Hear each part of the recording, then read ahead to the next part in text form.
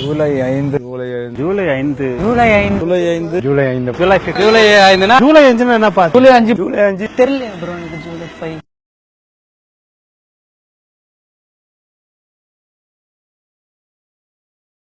வணக்கங்க.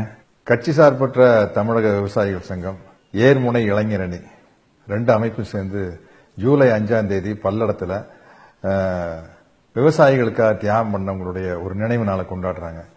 அதுல எல்லாரும் வந்து கலந்துக்கணும் அப்படின்னு கேட்டுக்கிறேன். விவசாயத்தினுடைய சிறப்பை எப்படி சொல்லலாம்னா, என்எஸ்பி ஐயா மூலமா சொல்லலாம். அவர் வந்து இங்கிலீஷ் ப்ரொஃபசர், MBA படிச்சவர். இருந்தாலும் இந்த விவசாயத்தினுடைய மேன்மையை உணர்ந்து அதையெல்லாம் தூக்கி வீசிட்டு வந்து விவசாயிகளுக்காக பாடுபட்டவர். 1971 அப்போ வந்து நாராயணசாமி நாயுடு அவர்களால் ஆரம்பிக்கப்பட்டது விவசாயிகள் சங்கம். அப்போ அவரோட தோளோடு தோள் என்று களத்தில் பணியாற்றினவர் வந்து ஐயா NSP அவர்கள்.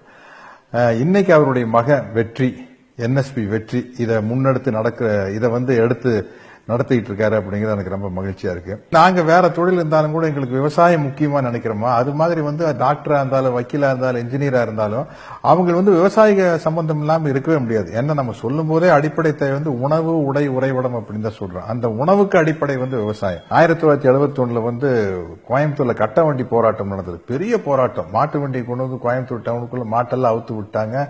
கவர்மெண்ட்னால ஒண்ணுமே செய்ய முடியல. அப்படி நடந்த போராட்டத்தில் பெருமாநல்லூர்ல வந்து துப்பாக்கி சூடு நடந்து, அந்த இறுதி ஊர்வலத்தில் நான் வந்து BSc ஃபர்ஸ்ட் இயர் படிச்சிருக்கேன். அந்த இறுதி ஊர்வலத்தில் நானும் கலந்துக்கிட்டு, இப்பவும் பாத்தீங்கன்னா பெருமாநல்லூர்ல வந்து அந்த ஸ்தூபி இருக்கும். அந்த மாதிரி பல இடங்கள்ல பல்லடம் பக்கத்துல வையம்பாளையம், இந்த மாதிரி பல இடங்கள்ல வந்து அந்த ஸ்தூபிகள் வைக்கப்பட்டிருக்கு. அந்த ஊர்வலத்தில் நான் கலந்துகிட்ட நினைவுகள் வந்து எனக்கு பசுமையா இருக்கு. காவிரி ஆற்று நீர் உச்ச நீதிமன்றம் சொல்லியும் கூட நமக்கு கிடைக்க மாட்டேங்குது. அதற்கான போராட்டத்தை தஞ்சாவூர்ல விவசாயிகள் தொடர்ந்து நடத்திக்கிட்டு இருக்கிறாங்க.